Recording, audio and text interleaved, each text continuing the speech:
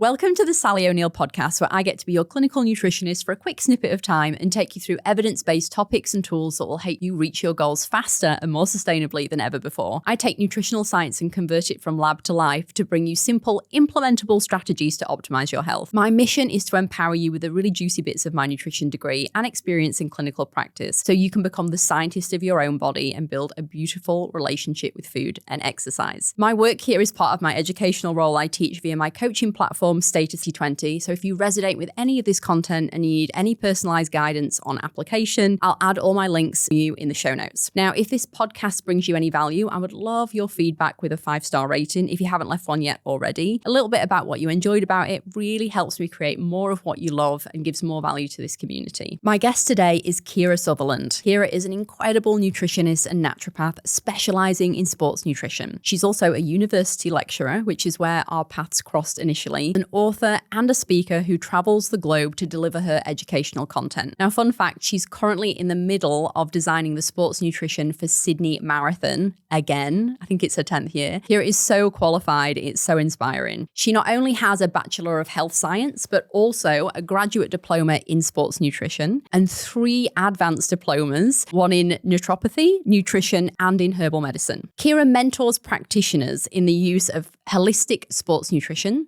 and also on weight loss. And I'm so excited for our chat today. I know you're going to take so much value over it. Today, we're going to be covering her day on a plate, and then we're going to dive into Kira's really practical tools and tips for women 30 and over who are looking to optimize their hormone and body composition. Now, I know you're going to take so much value. Please share this episode if you want to share it with your friends or your family. I know you're going to get a lot of value and other people will too. So let's dive in. This episode of the Sally O'Neill podcast is brought proudly to you by Hyvita. Hyvita has a premium practitioner-grade supplement range I personally use and prescribe to my clients through my official practitioner portal here in Australia, which means that it's been vetted for efficacy too. As a clinical nutritionist, I'm incredibly selective about what I recommend. It can be the difference between me being successful in my job and not. And I really trust Hyvita thanks to its potency, its purity, and its clinical credibility. I love working with single-dose herbs rather than using formulations because it means that I can get really granular on dosage for clients and I understand which supplement is specifically supporting them in the way that they need. And because they're not mixed with a potion of other things, it often means that they're more powerful too. Now, my own kitchen shelf is stocked with their saffron for mood and emotional balance, ashwagandha for reducing symptoms of stress, and ginkgo to support my concentration. But their range goes far beyond that, from immunity and sleep and to liver detoxification and digestive health, plus energy and focus. Hyvita has science-backed options to suit all of your wellness needs. They're made with really good therapeutic doses, minimal excipients, and they come in this eco glass packaging, which is so good without the microplastics, no unnecessary fluff going into your body. And you're not going to find them on supermarket shelves. They're now available exclusively online at hyvita.com.au. And of course, please always read the label and follow the directions for use. And if symptoms persist, please speak to your health professional. Kira, welcome to the podcast. Thank you so much for being here. I'm so excited. We finally made it. I know. It's been, I think, about 3 or 4 years since I graduated. Yeah. And you were my lecturer at uni, which was phenomenal. You were my favorite lecturer, I might add.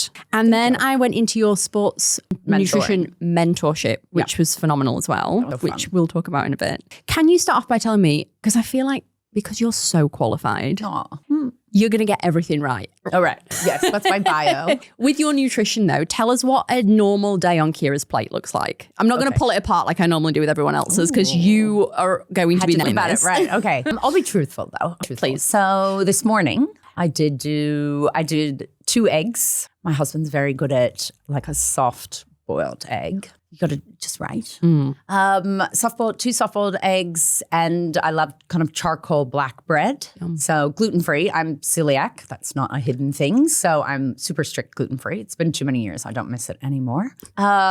So I just did bread and eggs because I didn't exercise this morning. That's for later this afternoon. So it wasn't a big breakfast. Can I ask a question? Because I feel like you were the one who drilled this into me about having enough protein. And 2 eggs is about 14 grams. Yeah. It's not, I needed more than that, although I hadn't moved very much yet. So then about an hour later, I had a protein bar with another 12 grams. It's a vegan protein bar with very little sugar. Am I allowed to ask what brand? Yeah, sure. I'm not sponsored by anybody, so I just want to know because I always get asked this from my audience, and they're like, which brand? Because they don't want to read the labels, which is fair. We know how to do that, but a lot of people it's too hard. And nothing's perfect, right? You can pick apart any brand, but my two favorite protein bars at the moment are Amazonia Raw, has these quite small protein bars. They're only, I'm not a calorie count if I have to for clients, myself, but it's small. It's like 150 calories. Which is great, right? Because most bars are anywhere between 200 and 250. Yeah, so it's a good snack little size. And it's like 10 or 12 grams of protein in the bar. And I buy those by the box. So they're just sitting there so you can, not go down a bad alley of snacks. You don't find that one chalky? It's not chalky. No, I don't find it chalky. They need to be quite newly made. Like if it's been sitting on a shelf in a shop for a long time, they can go quite stiff. Yeah. I do admit that the cookie dough one is my favorite flavor. I love that you've bought a whole box. I can't portion control. If I buy a box of, I think it's so smart because it's obviously more like economical. Yeah. But I'll buy it and I'll keep it in the cupboard and I'm like, I'll have one. And then I think, there's another 11. Yeah. I might have an extra and I don't need it. That happens to me with chocolate bars, but not individually wrapped protein bars. So I obviously have less control than you. Yeah. There's some things I have control over, some I don't. My other really favorite protein bar at the moment are the Chief collagen bars. That's what I had today. Are so yum. What's flavor? My favorite is that cashew shortbread. And they have come out with new ones that have a little bit of, is it a chocolate coating or something? They're clean. Those are some clean bars. And 20 grams of protein in a bar, which we love. I do love those. Yeah. But the lemon and the cashew shortbread are my favorite flavors. Mine's chocolate peanut butter in the one. I know. Everybody They're really that. crumbly as well. I think the other ones, there's a lot of sugar alcohols in stuff, right? Yeah. So certainly with like Quest and like the really processed ones. Those are really, I mean, look, and they work for some people. And so I have this big tub because I do work from home 3 days a week. And I have this huge tub that just. You're never at home. You're always traveling. I'm usually traveling. And I take protein bars traveling. People laugh, but I will take a couple of boxes of protein bars traveling. Smart. I'm on airplanes as a celiac. Sometimes they mess up meals or you don't like what they're serving. And then if I'm stuck in a foreign country, you always want bars. Always. What do you then do what's a normal lunch for you? Do you do a mid-morning snack and then lunch or I try not to. Look, I could snack every day, all day, but as far as the science goes and as far as my body and body type goes, I'm actually better to not snack. So I've had to kind of retrain myself to 3 meals rather than eating all day. So I tend to do more liquids as a snack. Like I'll do a decaf coffee if I'm at my coffee limit or green tea. And I do a lot of soda water. I'm a Soda Stream girl. Huge. Just plain soda water. I love when you're when I'm at my coffee limit, I go decaf. Yeah. I do that too. I'm allowed 2. Yeah. And it has to be before 12 and then everything else is decaf. Yeah. If I'm desperate and I have to be up really late, I can have one to like 1. But as you age, you definitely are a little more sensitive. Gone are my let's have an espresso after dinner in Italy situation. Yeah. So lunch is kind of varied. I'm a little bit boring. I will do leftovers from the night before. So usually there's a bunch of salads sitting in my fridge. And then I do some form of protein. If I'm really stressed and I can't, honestly, if I'm really stressed and I can't get to anything, I'll have a protein bar and a piece of fruit or I'm a huge biltong beef jerky, as long as it's a natural one. My butcher at the moment, I don't even know the brand of this, currently has a Wagyu beef jerky. I'm sure I'm hitting my fat volume like really well, but gosh, is it good. So Chief have the I know I do as well. Like they have the meat bars. I have the meat bars. I have the Chief meat bars as well. I do like those, and they have a new flavor that it's like a smoky barbecue that I like. Yum. We're really bigging them up here, aren't we? But I will, bars are a common on the run lunch or salad. It sounds boring and it's so nutritional. I think simple is best though, isn't it? Because people get so overwhelmed of like eating healthy is hard and it doesn't need to be. Yeah. It can be as simple as salad and a protein. Yeah. Are you low carb or like what's the main approach? I'm not low carb, but I'm carb aware. I like that. That's a new, we'll call it that. Carb aware, carb conscious. I will do carb. I will really load the carb post training. I was spending that time last night. It's like that freebie time where you're not stressed about how much starchy carb you're having. I mean, I'm not going crazy. So I definitely do starchy carbs at least once a day, sometimes twice. It just depends on volume of training and what I'm feeling like. So I'm not, as a celiac, I'm off limits for a lot of carb anyway, and I'm not a huge fan of pasta to begin with. So I'm a rice girly in the evening, or sweet potato or potato. So you do it at night. Do you think there's any benefits for sleep? Sometimes at night, sometimes not. Yeah. Sleep benefits of having carb? Have you noticed any difference on sleep for you? I don't notice it. I have clients who are like, that's the best sleep I've ever had in my life. It also depends on when I did my activity, right? We all love doing our sport in the morning, but as far as circadian rhythm goes, some of us are actually better off exercising later in the afternoon, but then we're tired and we don't do it. But yeah, if I've exercised in the afternoon, definitely I'll have some carbs at night. Yeah. And I don't tend to do takeaway anymore. I know it's kind of weird. I do, that's a lie, but I like go into the store and I'll get sushi or Vietnamese rolls. That's kind of our takeaway where I live. And I order in, I will have to admit, I'm a nutritionist, naturopath. And I've completely lost my cooking mojo. I have too. I don't know what happened. And I have it's gone. Nearly 3 cookbooks into my name, and I wouldn't say that I'm a cook. I think because I monetized it, it became really arduous for me to prepare things and make things from scratch. So I now just call it food assembly, where it's like literally individual ingredients in a bowl as quickly as possible. Because I'm not cooking for anyone. It's just me at home as well. So I find it so taxing for so little outcome. Yes. I'm like quite happy to have some cottage cheese in a big lump and then a bit of avocado and some salad and just like. Yeah, we do that at my house. I have one child. So my daughter and I will often be like, oh, it's like a big grazing plate and there's no formal dinner. And it's like sun-dried tomatoes and some feta and whatever protein is there and then some lettuce leaves. Yeah, that's actually my favorite. Foods. Making a bowl. Really? Yes. We're making a bowl. Yeah, we're making bowls. I like that. I do that probably 2 or 3 nights a week. But I actually order in, if we're talking product, I order in pre-made but amazing home-cooked meals. It's usually just the protein and it would be the effort that it would take me 2 hours to cook what they've cooked. So it comes frozen and then I just decide if I'm going to have that night and I'll defrost it on the counter for the day. So it's beautiful Vietnamese chicken or it's a cottage pie. They have I'm going to have to get their details off you. It's Dinner Ladies, which is all over. My and they're in a stuff. couple other places. And one of my old students, I think, used to recipe edit for them to make sure they're healthy and clean and they're great with allergies. I'm totally plugging them. But again, I'm not connected. I love their stuff. Like I'll do a whole freezer full of stuff. So I just don't have to think if we're running, busy life. Yeah, I think gone are the days when people used to spend 2 hours in the kitchen or had time to spend 2 hours in the kitchen. And then we feel guilty because we've got to try and find a convenient way of getting whole foods in. Yeah. So I think that's like the perfect solution. And it's not overly expensive. It's definitely half price to like ordering proper takeaway. And proper takeaway is not like, that's not nearly as healthy. So that's my real compromise since I've lost my cooking mojo. Since you've lost the mojo of caring about food. I do. I love food. And if I had more time, but I am choosing to spend my downtime doing other things than cooking. Yeah. Okay, I get into it when I get into it. Or if you have a dinner party, I love it. But it's not a priority. I'm burnt on cooking. Yeah. What do you say you've got a client who says the same thing to you? Like, I don't have time. I've got 3 kids to care about. Like, they all eat differently. Yeah. What would you say to a client who's trying to have like a healthy or to create healthy dinners at home? Would you say outsource or would you do something different? Yeah. Yeah. I mean, oh my gosh. It also depends on their budget, right? So batch cooking. I am a fan of batch cooking. If I do cook, if I find the mojo for the day, I will cook like 3 days worth of food because we have it at lunch, so it only lasts 2. But I would never cook just for one meal. And my husband's the opposite.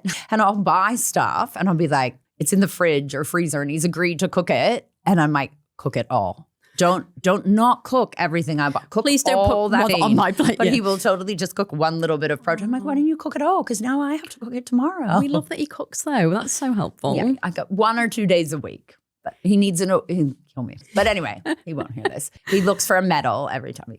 Yes. No, he's actually you have to pat him on the back for He's it. a good guy. He's super fit though, right? He's like scary. Like he leaves anybody you know for dead. Yeah. He's like freaky athlete fit. He's freaky. Tell me a little bit about your training regime, because I know you're currently, I mentioned it in your introduction, but I meant that you're doing the nutrition, or you're designing the nutrition for the Sydney Marathon. Again. You've done that before. It's probably like 10 years I've been doing that. Wow. And they're now the Abbott, like it's one of the 7 major marathons. And so I was like, are they going to keep me? Yeah. But they're keeping me. So redesigning some of that this year. There's going to be a bunch of, they have new sponsors. It'll come out in the next couple of weeks with the new sponsors, and we're going to do a bunch of recipes, and I don't mind like putting all that together, but yeah, just don't make me cook it. Please don't make me cook it. So you're an avid runner? I'm an avid runner. Okay. So my husband and I'm going to backtrack, always did sport my whole life. Yeah. My husband and I met doing triathlon. So I was doing my very first Ironman. This was years ago, and he seasoned Ironman. Great place to meet guys. I need to go. I just couldn't participate if I wanted to, but I'll stand at the sidelines. And let's be clear. I'm a good athlete, but I'm not fast. And Ironman was way too long of a distance for me to be. I was faster at a half Ironman. I feel like it's the fact that I did it. Completing it that counts. Yeah. The fact that you got involved in the first place, saying that you did an Ironman, because it is a pretty heavy endurance event. Is that fair to say? I've done 3. I'm going to say that. But my husband's done like 20 or 25, or he's like freaky fast, qualifies for worlds, and Wow. No, that's not me. You have the healthiest household. That's how we met. And it's nice when you meet through sport, right? Like totally. Not that this is a dating thing, but I find, meeting people, whether it's friends or partners through sport is just, But I have to say, I've got a little bit of a track history of dating PTs because for the same thing, right? It's like we've got a shared value. We both get up early in the morning. We both take care of our bodies. We both got an interest in like human physique and performance, and that's a really waking up at the same time. That's a big thing, right? Key. Like you actually don't want. I used to say that on Hinge. What time do you wake up? Like, are you like an early riser? Right. Yeah. And that's probably going to change in your 20s, 30s, 40s. Right. But yeah. So at the moment, no triathlon. I'm a huge skier, which isn't very useful for Australia, but I do a lot of downhill and cross-country skiing. And so winter sport, I go back to North America. That's my accent. And a lot of winter sport. And then I do sport in the morning, and then I work online all afternoon because that's back to the morning in Australia. So that works really well. So running is my big one at the moment. Do you strength train? I do. I go through periods where I'm incredible at it, where I'm like properly doing my weights 2 to 3 times a week. I know it should be more. I'm also a big Pilates girl. So we were just saying this, like how practitioners feel really guilty, particularly if they're talking to another practitioner. Oh my God, and you're I'm only going 3 times a week. I'm so sorry. Because you just feel like you're getting judged. And it's always like, it's so funny because as a practitioner, when we hear people say stuff, we're like, we get it. We do this too. Like it's just the human experience of like, I have time for so many things. I'm doing the best that I can. 80-20 always. And I've just been traveling a lot. So everything like, I don't go and source gyms when I travel. If I'm in a hotel with a gym, I'll go do something. But I'm, every decade we know how important strength training is, but I am a cardio girl. I love cardio. It makes me feel great. So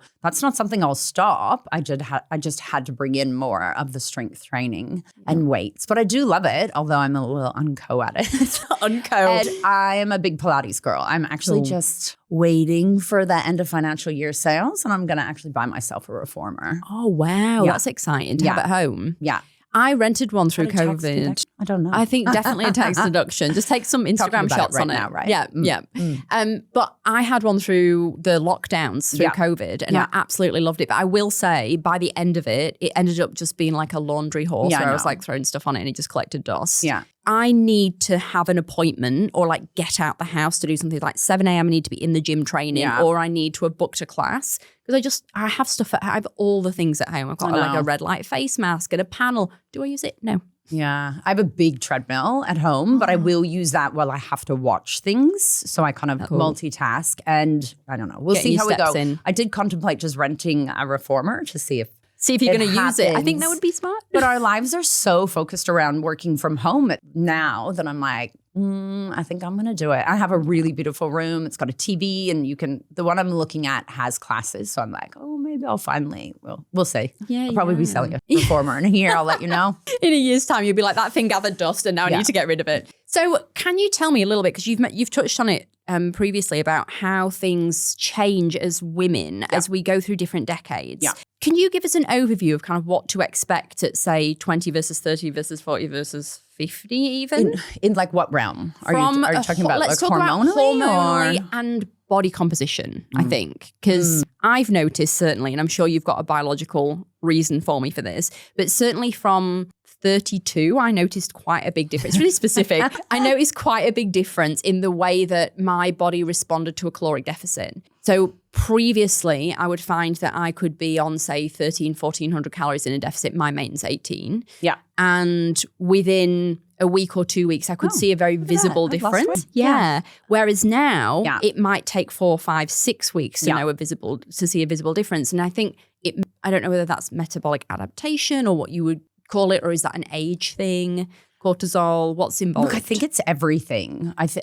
Do we know the definitive of why it's happening? If I want to go into the science of it, I would say as long as you're maintaining muscle mass, you should be on the same volume of calories but the big thing is we lose a massive amount of muscle mass every decade. So that's where my brain kind of went when you were talking about that. So, muscle mass is how we have our metabolic rate, right? So the less muscle, the less calorie burn per day. So I think the biggest thing you can do for yourself, which I'm sure you've said a million times, is maintaining that muscle mass as we age. And for women, the research is coming out finally a lot deeper on females, and that strength training becomes so important, and that protein volume becomes, everybody laughs at protein, but the protein volume becomes so important as we age. And then I just think it's hormones. I think it's a huge variety of why that happens, whether it's your hormones are changing. Everyone seems to be talking about hormones. We were talking about this before we started, right? Hormone shifts, it feels like they're happening earlier and earlier. Perimenopause is the new black in social media, and everyone's talking about it. And, people are saying, oh, yeah, it's happening in their late 30s to early 40s, whereas we used to think kind of 45 to 50. Maybe it's always been happening earlier, but those people were just lost in the wilderness of not talking about it, or I didn't hear it. So I don't know if it's happening sooner, but it's definitely, as your hormones change, your physiology is going to be operating differently. Mentally, you're going to feel different. You're going to have different presentation of your cycle. And as you lose those hormones, it's definitely harder to keep the weight off, keep the metabolism high. Oh my God, what to say there? It's also depends. The stress levels, the 30s, you think you're an adult in the 20s and you're doing awesome. And then you hit 30s and you're like, oh, wow, this is serious adulting now. And you're a lot more stressed. Like you're going hard in your career for the next 2 decades, if that's what people are doing. And I think the cortisol definitely goes up. I think I remember you saying to me as well, and correct me if I'm wrong, but I do hang my hat on this piece of information. I tell a lot of people all the time. So hopefully, is that our ability to clear cortisol or to re-regulate cortisol as we get older diminishes. Is that right? So, or that we're more sensitive to the effects of cortisol as we age? There's theory that we could be more sensitive to it. It wouldn't be me talking about clearance of cortisol, but I definitely think we know females in general are very sensitive to stress on a biological level. How different we are to men, the studies are, some say yes, some say no, some are just animal studies. So, but I definitely think, I'm going to talk more from personal and from watching clients, definitely more sensitive and things don't flow as easily. It's that I can't lose the weight like I could in the 20s. And if I'm not in control of the stress, or if I'm not cautious about my cortisol, definitely, it's not even that you're going to gain more weight. It's just the weight loss will be harder, or maintaining that leaner thing. So I think, can I physiologically 100% say absolutely, but I see it all the time. And it's amazing because you meet these people that are like, oh, I went on holidays and I ate everything and I lost all this weight. Always. Some of that's just general inflammation. You're probably not snacking while you're traveling, but there is a lot of that, chronic stress state. Whereas you're on holidays, you sleep in, you have better sleeping in general, you're relaxed. So there's that, you know, the dynamics of what's going on, especially for females hormonally, is just, it's literally such a moving target. It's so interesting what you exhausting. said about almost like the prevalence of, I guess, the conversation around perimenopause at the moment is really, it's omnipresent, but it's also same with ADHD, right? Yes. And that huge way. everyone's now got ADHD. Is that because of the, I don't know, nature versus nurture conversation of our generation?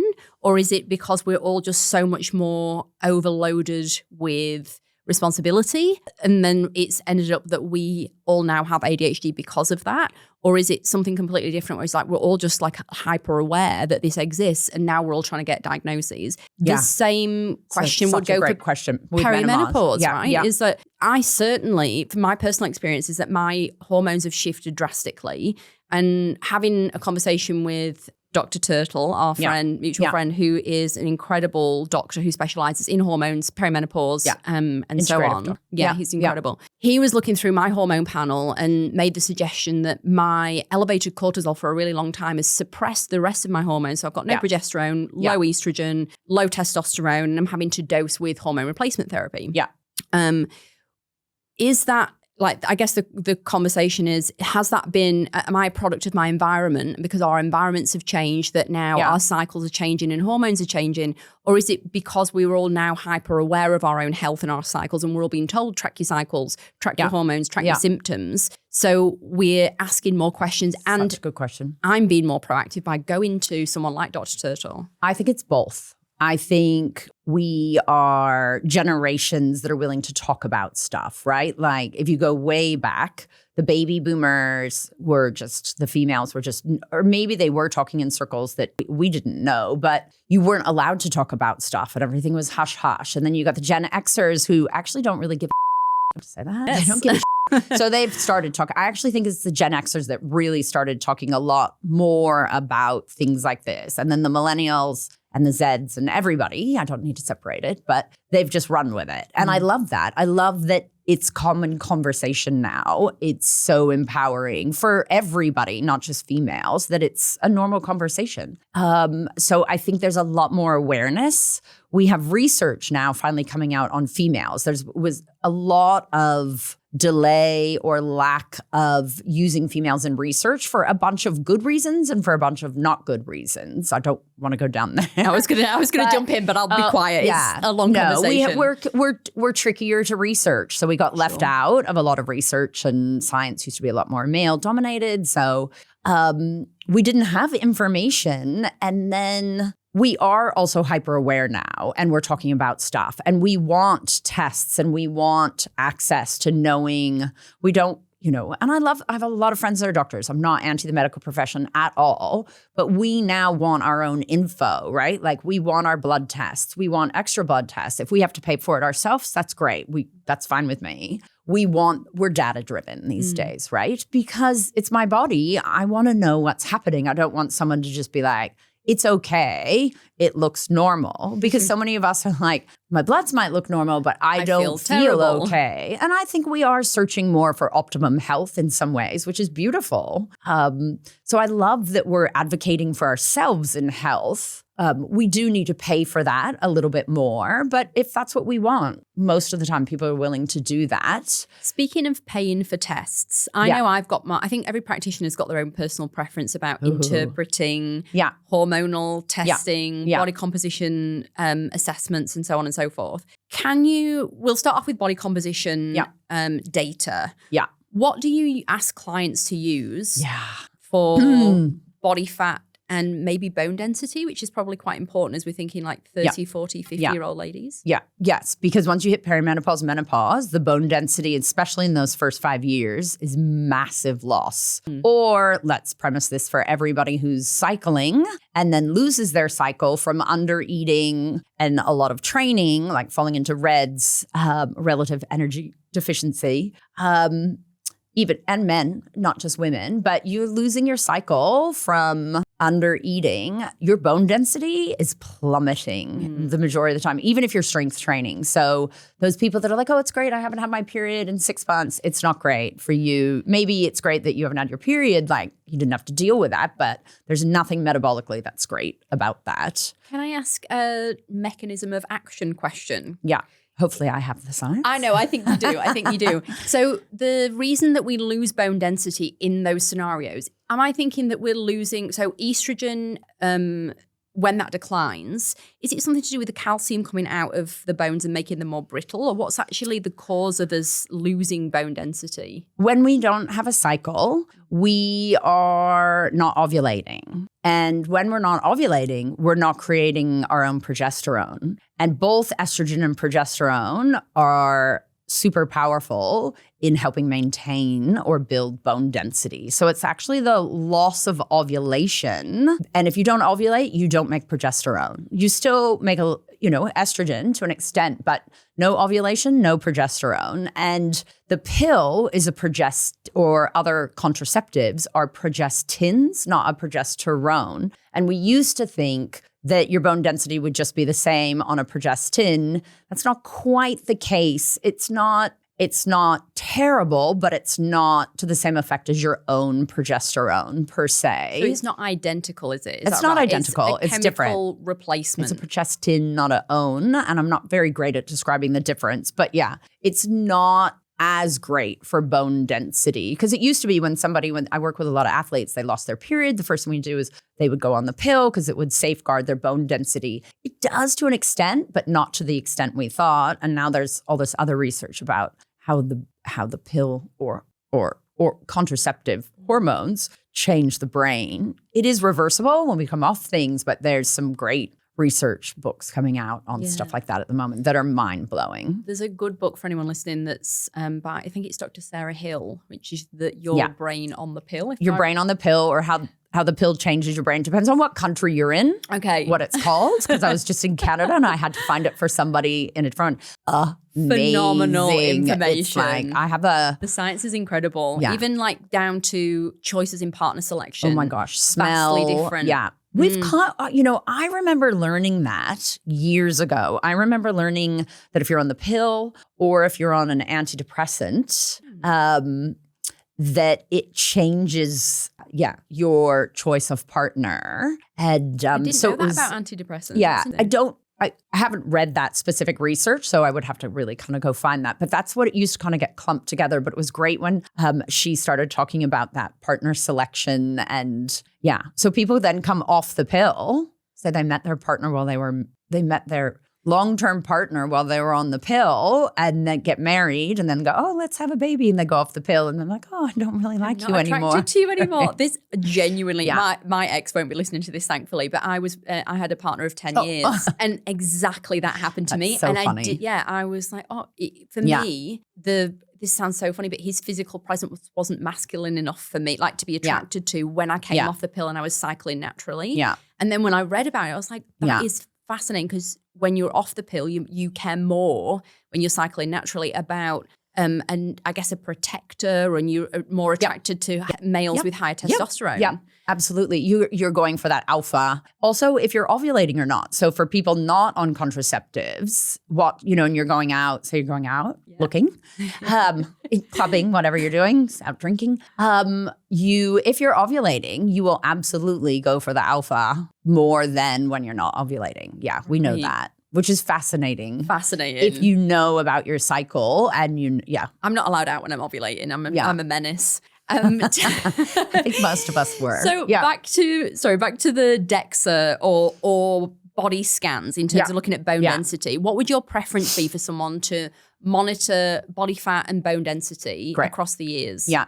So look, all the different ways we can test all have issues. I actually was just rereading information on this, and I have actually trained, there's like professionals that do research, do an ISAC course, which is an international anthropometry measurement, because there was originally calipers, Then Painful. it's just awkward. It's awkward when someone's clipping your fat. Lump of skin. Yeah. So there's calipers, there's the DEXA. DEXA was originally designed, I thought, for bone density. And then we realized it did all this other stuff. There's BOD-POD, which is air displacement. Instead of doing the water displacement, you see the old photos where you used to like dunk people in the water. So BOD-POD, DEXA, and then there's bioimpedance. And there's, little inexpensive bioimpedance scales that you can get with only one current all the way up to, I think, 5 currents. The more currents, the electrical currents, the more accurate it's meant to be. They all have their issues and they're not great. Like DEXA and BOD-POD are considered better than bioimpedance and things like that. But the truth is, they've all got problems. So whatever is in your budget and whatever is working for you, as long as you use the same machine, the same method, like don't switch between those methods. Like stay on the same scale, get on the scale at the same time. If you're on a bioimpedance scale, same time of the month if you're cycling. That is so important, actually. Oh, huge. Oh, my God. Devastating results in the second half of the cycle. I know. I have to say to clients, like, you can only compare your weight or your composition in week 1 of one cycle to week 1 of the following cycle. We don't compare it week 1 to week 2 to week 3. And I don't think many people know that. Like, it's quite interesting. They just think that it doesn't really matter what time of the month. Yeah. And morning or afternoon makes a big difference. Whether you've been to the toilet. What have you drunk? How much have you eaten? We can eat a couple kilos of food in a day and liquids and stuff. So same time, same status, same, menstrual state if you're a menstruator. Yeah. I will add don't be out drinking the night before. Absolutely. Like, let's not do alcohol the night before. Like a nice clean slate to measure. And, we literally can. It's not just me saying this. You can be up or down by 2 kilos depending on a bunch of different factors. Jet lag, how much you've slept or not. Let's get back to cortisol and sleep too at some point. Yep. So whichever one works for you and it's not too confronting, and if getting on scales is too confronting, then just don't do it. Go buy your favorite pair of pants and how that feels, or you don't have to get on scales.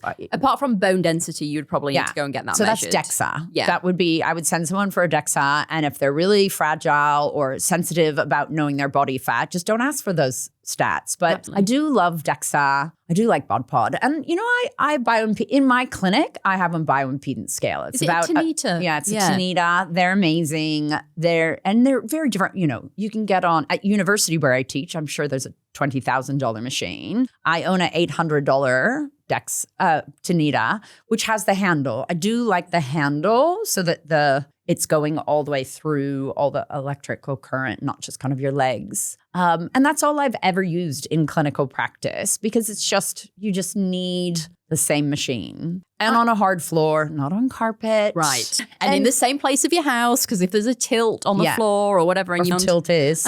One time I got on them while I was doing Ironman because I wanted to see what the difference was with dehydration and one of those scales. And so I got on the scale and I was at I have the body type.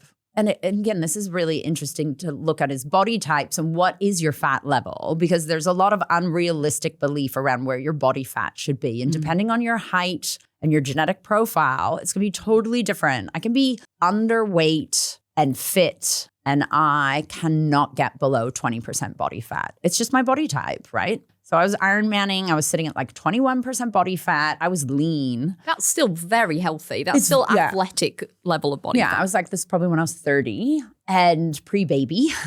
And then I went and did a 6-hour bike ride, drinking a ton of fluid, but in the middle of summer in Australia. So then get back onto the scale. I'm a few kilos lighter. I'm probably 2 kilos lighter because of dehydration, but it had my body fat at 28%. Wow. So that's how much it can change in 6 hours through hydration status. Which is frustrating, right? Because the whole point of having a BIA is that you're trying to understand the difference between the different tissues in the body. Yeah. So we have to be really careful with the accuracy of it. Yeah. But one thing that you did say to me when we were in uni, and I've never forgotten it, is that what matters is not necessarily the number itself, but the trend over time based on your goal. Yeah. So if you have wildly inaccurate scales, if you look at the data over 3 or 4 months and it's going down and your goal is to lose body fat, that's all you need to know. It's still valid. It's still useful data. Yeah, so absolutely. People stressing out about, well, I've got a $40 scale versus an $800 Tanita is kind of like, a you don't need to worry. $20 scale from like Harvey Norman works as long as you're consistently on the same scale. And it's like a DEXA. You know, it used to be expensive to go get a DEXA. It used to be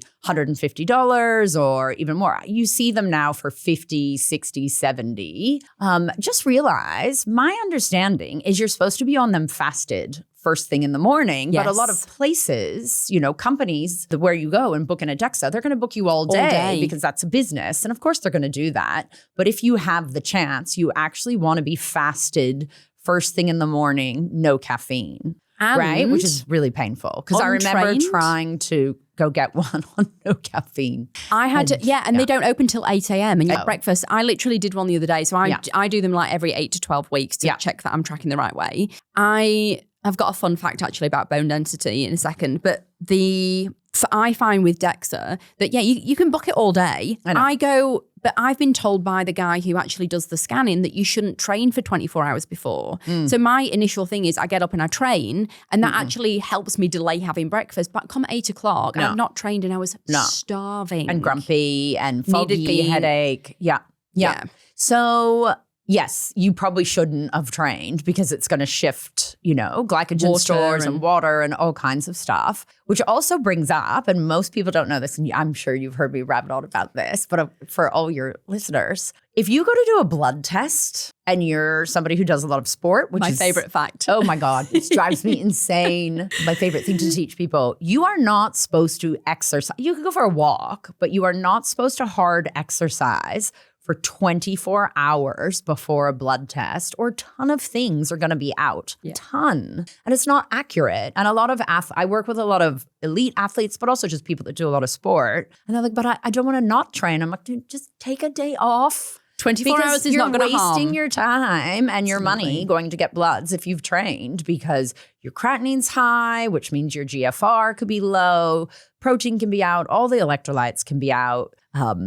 Your iron can look high when it's not. Like there's all kinds of inflammation markers. It drives me insane. And everyone's like, but my doctor didn't tell me. And it's like, they're so busy doing other amazing things for you, they're not going to remember to tell you. Keeping people alive, yeah. Yeah. I think and the other fact that I got from bloods specifically from you is when we test hormones as women, ideally day 21 to look at the progesterone surge. So we know that you are ovulating, how healthy the ovulation is, and so on and so forth. Yeah. Again, ladies all ask for a hormone panel. I love it. And you're always like, what day of the cycle was this? And they go, I don't know. I literally had a client yesterday. I'm like, so I've got your bloods and I need to let's review together. What day? And she's like, I'm not sure. Let me check. First of all, a lot of ladies don't know that day 1 is the first day of bleed. Yes. There's a lot of confusion over that. Yeah, day 1 is not the day you stop bleeding. No.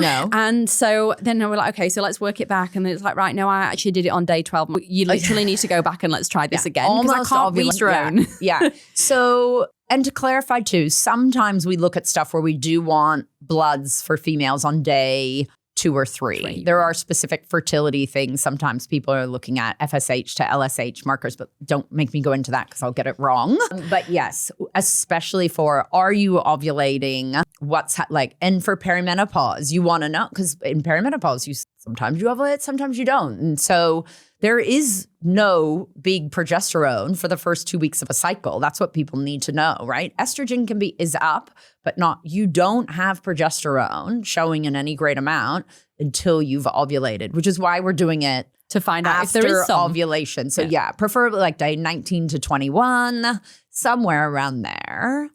If it's a normal length cycle. If you have a 40-day cycle, so you have someone with PCOS, polycystic ovarian syndrome, if your cycle is longer, now I got to get this right, the first half of your cycle pre-ovulation is what gets elongated. My understanding, if I've got this right in the science. So the follicular phase is extended. Is the changeable phase. If you have a short cycle, your follicular phase is shorter. If you have a long cycle, your follicular phase is longer. The luteal phase, if I've got this right, is always 14 days. Interesting. That's my understanding of it. New facts to take from Kira. I love that. I could be wrong, so but I'm pretty sure. If you know when you're ovulating, and you can do that based on body temperature, mostly, then you can still work out where that ideal time to test your progesterone is. Yeah. Okay. Or if you know you have a 40-day cycle, like if you're regularly a 40-day cycle, you could count back 7 days. By 7 days. Sometimes we do that with people with irregular cycles. Smart. Yes. It gets confusing. And I am not a fertility specialist.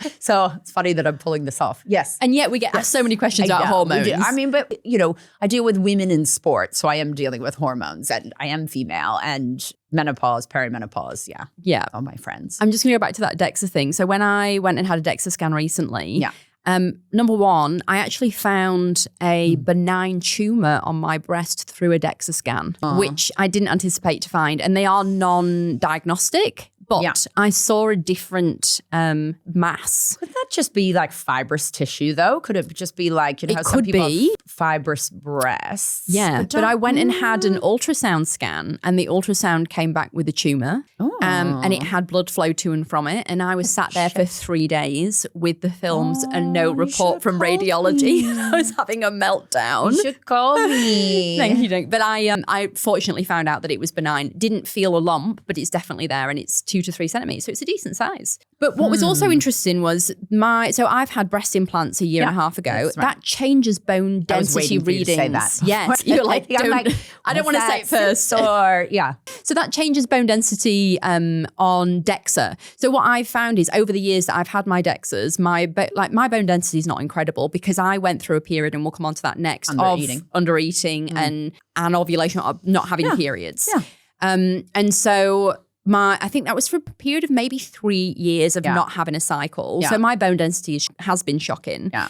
Then there was a huge jump, and I was like, oh, this is incredible. My strength training's working. And then I was delivered the news that actually when you have an implant, the actual texture comes through as bone.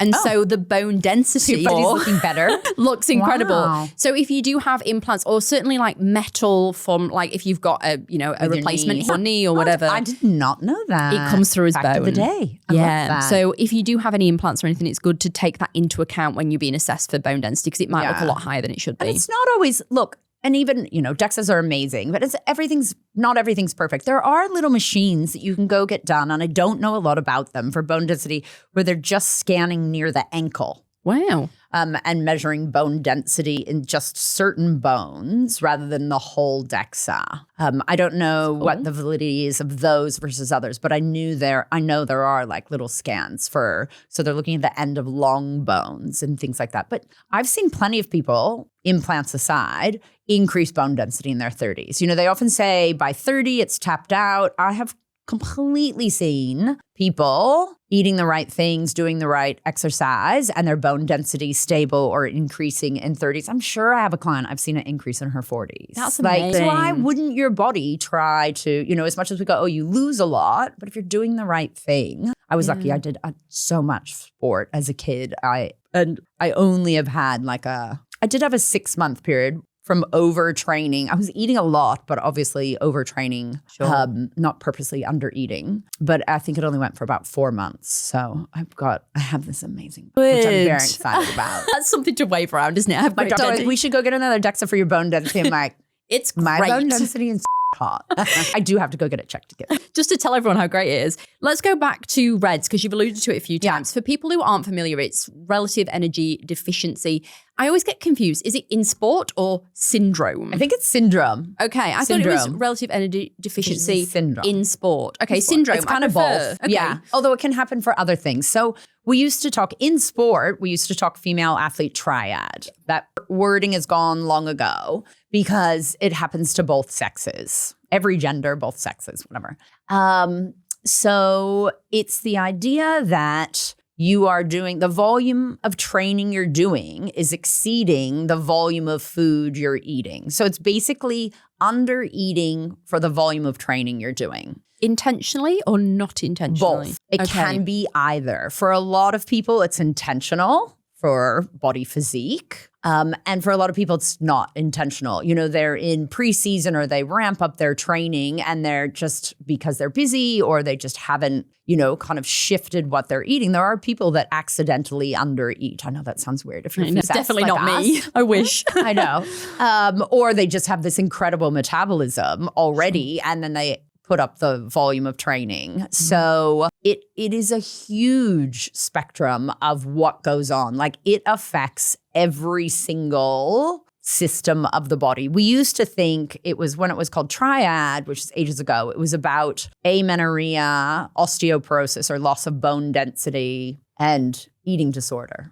I think. I feel like I'm missing something. But anyway, now we know it's the whole hypothalamus, pituitary, adrenal axis. It's to the, you know, the gonadal or ovarian. Like it affects hormones. It affects cardiovascular. It affects bone. It affects everything. Sure. So there's actually a bunch of new papers that have just come out on it as well. I can find them for you.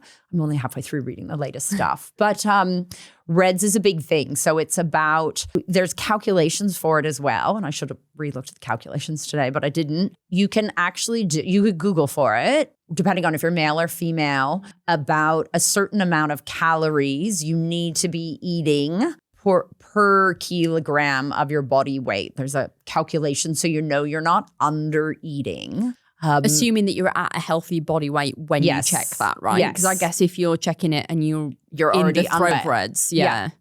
So, no, because it's not done on body weight, sorry. It's done on lean muscle mass. Oh, okay. Or, you know, you subtract lean body mass. So no, there are ways to do it. So you remove the body fat component, which Yeah. obviously is the part that varies. Yeah. And so the calculations have that. And you have to get them above a certain amount. Otherwise, the body will not, if we're talking about females, below that amount, you will not be menstruating or you most likely won't be menstruating. So you have to do that calculation to make sure they're above that. Because what's happening, and I'm sure most people know, but if you're not having enough calories to keep you in a healthy state, the body is smart enough to go, you're not feeding me enough. You're absolutely not feeding me enough to have to support two people, like a pregnancy. So you don't get to be pregnant. And that's basically what it comes down to. We stop ovulating. So we have to get them above this certain number.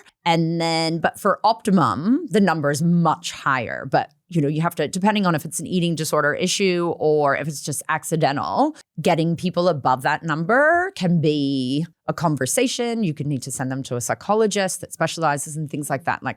But sometimes it's happening and it's not an ED situation at all. And sometimes people just accidentally do it, or they like, oh, I'm going to go on a cleanse or I'm going to do a big detox and then they end up there. Yeah. Is the first symptom the loss of cycle, or would you say there's other things to look out for? Ooh, there's a bunch of things to look out for, although these can be other symptoms of other stuff as well. Loss of cycle, or the cycle gets lighter. Although some people right before they lose their cycle actually, the cycle will change. It'll start to wobble a little bit. It can be a little bit later and lighter. Libido will go down. You can have, it also depends on what they're eating. So if you're also sitting in a protein deficiency, hair, skin, nails will be a complaint of texture of the hair, although texture of hair can also be an iron deficiency. But all your kind of collagen-y protein tissues start to have issues. Tiredness, fatigue with less training, or you're tired more easily with training. Not excited, not motivated to train as well, right? Loss of libido. There's a bunch of things. I'm probably missing about 20 other symptoms, but is there a test that people can do to find out that they've got REDS, or is it kind of just an overall picture from bloods that we can draw the conclusion with symptoms? That's a good question that I'm a little vague on right now. We would look at hormones in a female. we would look, are they ovulating? Again, you could do temperature. Do you have to do bloods? No, you can get all those little ovulation trackers to see if you're ovulating. You could, under eating, let's go to under eating for volume of training, or which often people will be like, oh, that's overtraining. It's slightly different, but you often will have trouble with sleep. Sleep architecture goes out as well. And you're not coping with stress as well. Like there's so many different things. Loss of muscle mass can happen. Under-recovery, I think, is one of the massive ones. Because like under-recovery includes food as well, right? Yeah. But it's also like inability to rest properly because the anxiety's up and you just feel like you're on go, go, go all the time. Yeah. People Mood instability is a big one. mistake that, I think. It's like, oh, I'm actually just performing really well. And really it's like we're heading for burnout really, really quickly because you're just doing so much exercise. You think you're doing everything right by yourself, which is certainly how I ended up where I was. And then realizing, actually, there's a level at which it's diminishing returns and I'm actually just impacting my health not in a great way. Yeah. Immune system, you can catch more illnesses. Underfeeding, your immune system is going to start to struggle as well. So there's so many different areas it can affect. And it's not going to do them all at once. Some people will have certain areas affected. Other people have different areas, right? Yeah, yeah. So mood, anxiety, sleep architecture, immune system are big ones besides the period. So you can do bloods, looking are they ovulating or not. Again, you have to do that. If you've lost the cycle, then it's a little bit tricky with bloods because you're like, it's an unknown what day you're on. But you can also, let me get clear, you can have an anovulatory cycle with reds. And this probably happens, not always, but it'll happen when you're getting your period back or when you're losing it. You can have a period, but not ovulate. Yeah. Right? So you're still bleeding, but there is no actual egg being released. Yeah. And so looking at that as well. And again, checking temperature, when you don't have a cycle, basal temperature works really well. Or progesterone on day 21 if you've got a good GP who tells you to do that. Yeah. But if you don't know if you've lost your period and you don't know what day 21 is. Yeah.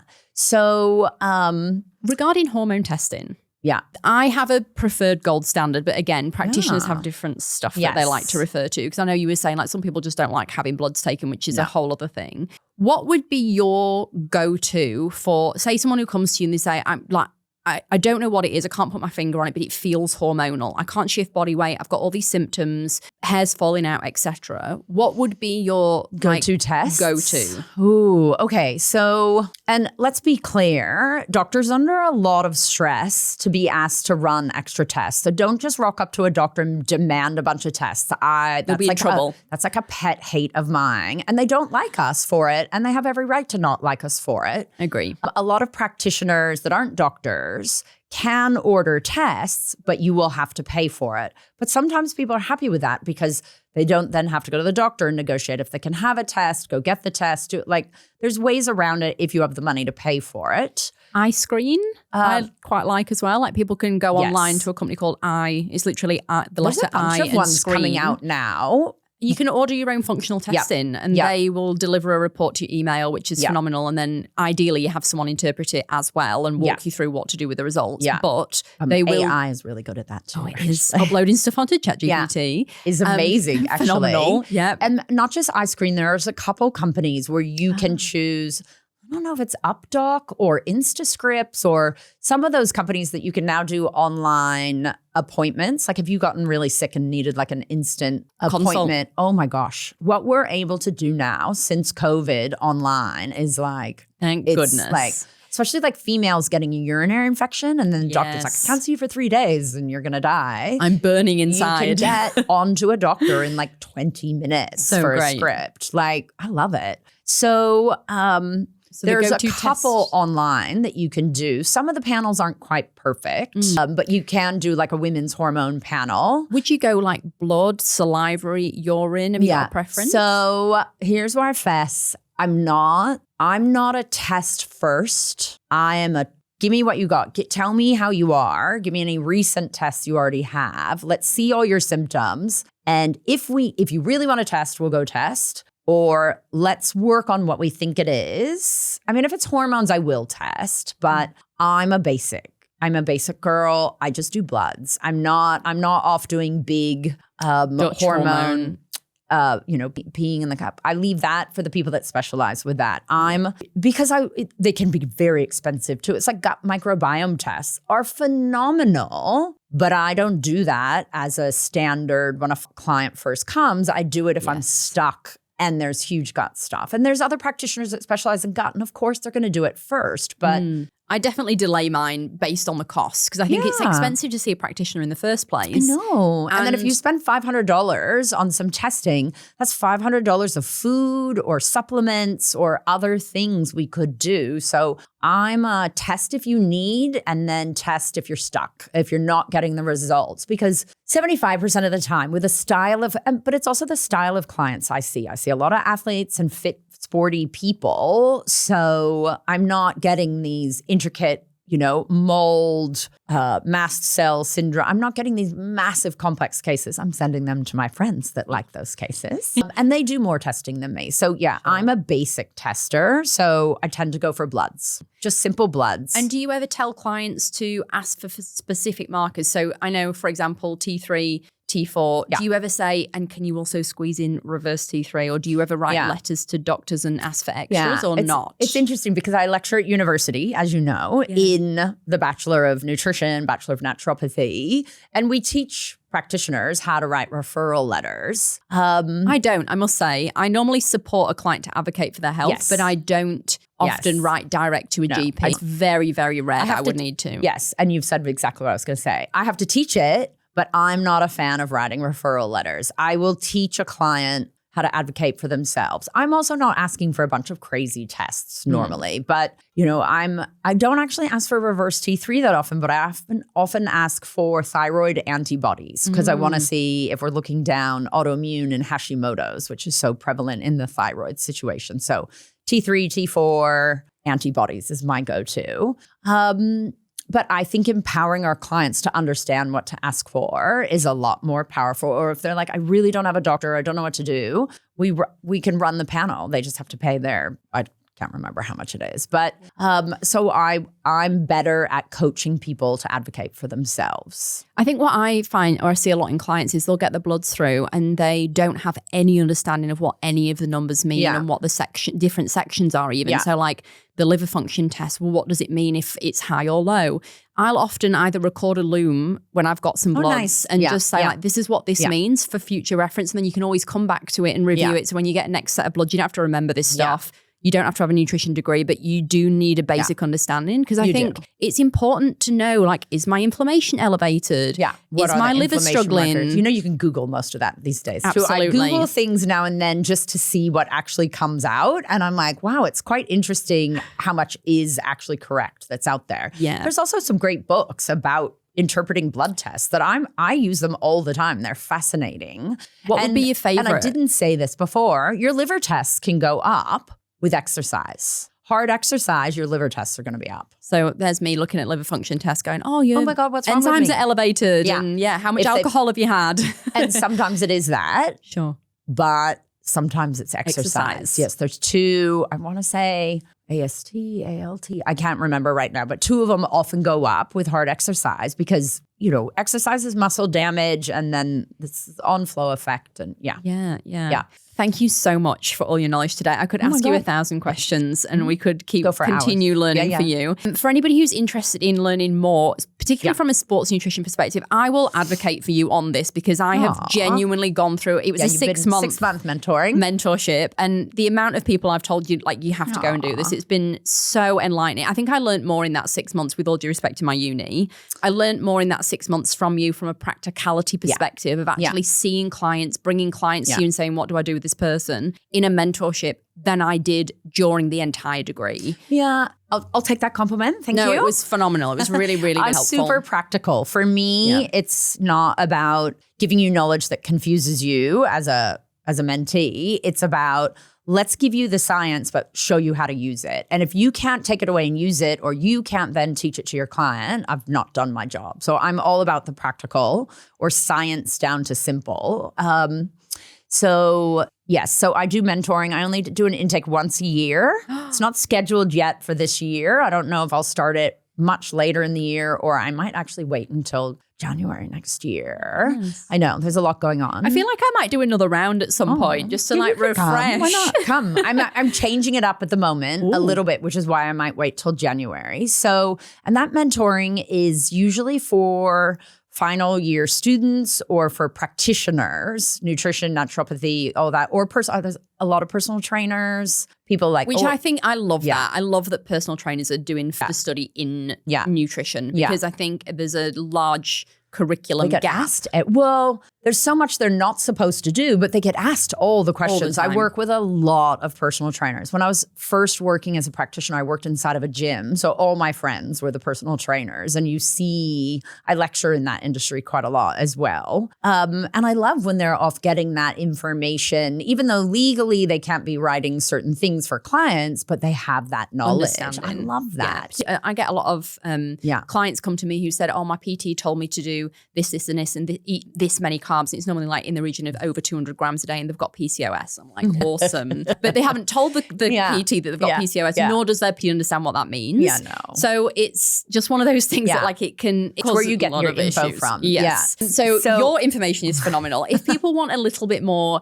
even if they're not practitioners, you do have ebooks as well. Is that right? Oh yeah, I have ebooks. So I see clients. Of course. My books go from open to closed, but so I see clients. I have some online courses for practitioners. I have online short courses for clients that can't come to see me or that are self-starters. So there's little courses and ebooks. What else do I do? For more information. Yeah, I do lots of lecturing. I'm still trying to convince you to start a podcast. I know. Okay. I know. We could talk about it later. I should. We'll start a petition on this podcast. Yeah. Thank you so much again for today. It's been phenomenal. I always learn so much from you, and I'm going to continue to keep bugging you for more information as long as possible. I love it. Thank you.